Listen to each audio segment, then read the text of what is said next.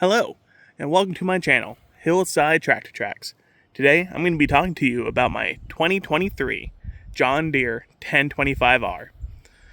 And what I like about it, and some of the differences that this 2023 model has from some of its other years.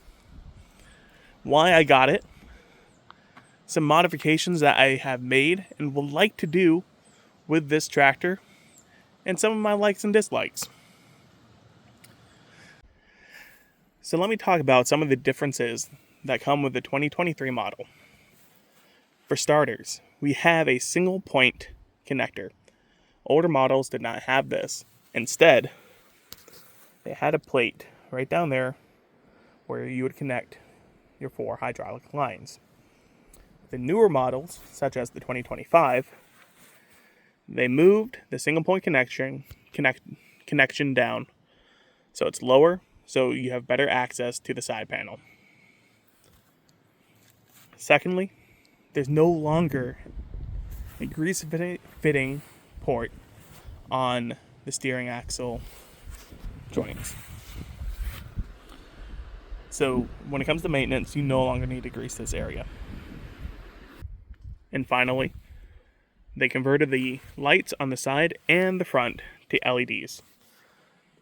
This has definitely improved visibility, and I am super happy that they have done that. Let's talk about why I got the tractor to begin with. Back in 2023, my father had a tractor that was being fixed. And while that was down, we did have 2 other pieces of farm equipment. However, they were both 2-wheel drive, and only one of them had a loader. Being on a hilly environment, it was not ideal. Not only did I want a tractor that had 4-wheel drive capabilities, but I wanted a tractor that also had some creature comforts. At the time of purchasing this tractor, my father was recovering from cancer and wasn't able to get on and off his own tractor comfortably and safely. So for starters, being a subcompact tractor, this tractor was naturally closer to the ground, making getting on and off a whole lot easier. Not only that, but because it was a hydrostatic, he no longer had to worry about clutches and shifting. Also with the John Deere, they have a quick pin disconnect, which I thought was super convenient. And lastly, the reason why I wanted to get this tractor was to continue the family legacy of buying and having a tractor. With my grandfather having a 1994 Ford 9N tractor, to my father having his New Holland Ford tractor, to now me with my John Deere 1025R. The family tradition continues. So let's talk about some likes and some dislikes about this tractor.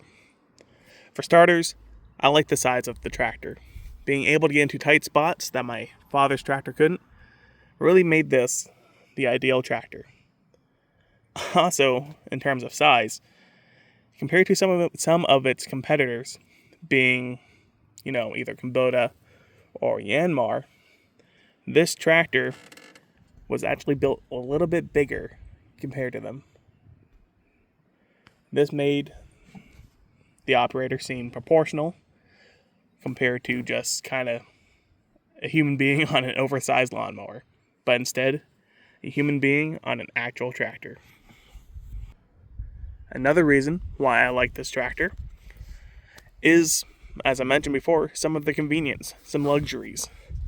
With how easily the bucket can come on and off, the joystick being right at your side, and how easy the backhoe can attach and detach was all appealing to me. Even though this is a name brand tractor, it still has some cons. Let's talk about the one that gave me the biggest headache. Of 30 hours of owning this tractor, the 3-point hitch arms were acting up. After bringing it to the dealership, they then found out that there was a clog within the hydraulic system, and that had to be replaced. At 30 hours, I was quite disappointed. Another thing I didn't like about it is this tractor is super tippy. Being on other pieces of equipment and farm tractors, I was used to how they felt on the hilly terrain, but this just seemed super tippy. Finally, the last thing that I'm not very happy with is just the price of this unit. With the loader, forks, and the backhoe, this tractor ran me about $35,000, which, to put it into perspective, was more than my truck. For the cost, you are definitely paying just for the name and color, because compared to some of its competitors, the lift capabilities of the loader and the 3-point is actually not the best on the market. So that was also something I had to get used to. So let's talk about modifications. The first mod I did with this tractor was I threw on some LED lights for the back. For digging at night and just plowing when it's dark, those lights worked amazingly.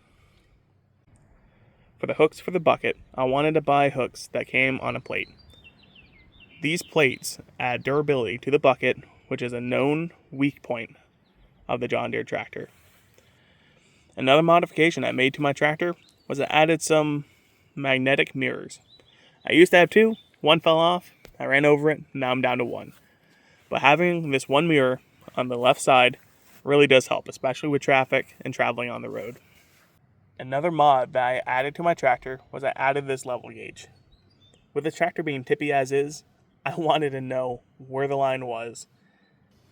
I also added a pedal to the rod that sticks out for your locking differential.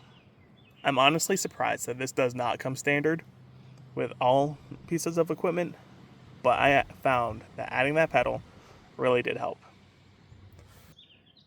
The last modification I made to my tractor as of yet is I added 1.5 inch wheel spacers to my tractor. As I mentioned multiple times before, this tractor is tippy, especially on a hilly terrain that I live on. Wheel spacers was a mandatory thing. That 1.5 inch really made a noticeable difference, providing more confidence in my operation of this tractor. Some future modifications that I would love to make to this tractor is I want to add a vent to the front axle port. Doing so will prevent any high pressures from blowing out the front axle seals. Another thing that I would like to do for my tractor is I want to replace the 4-wheel drive lever with a lever that's more upright, so you don't have to bend over every time you want to engage and disengage it.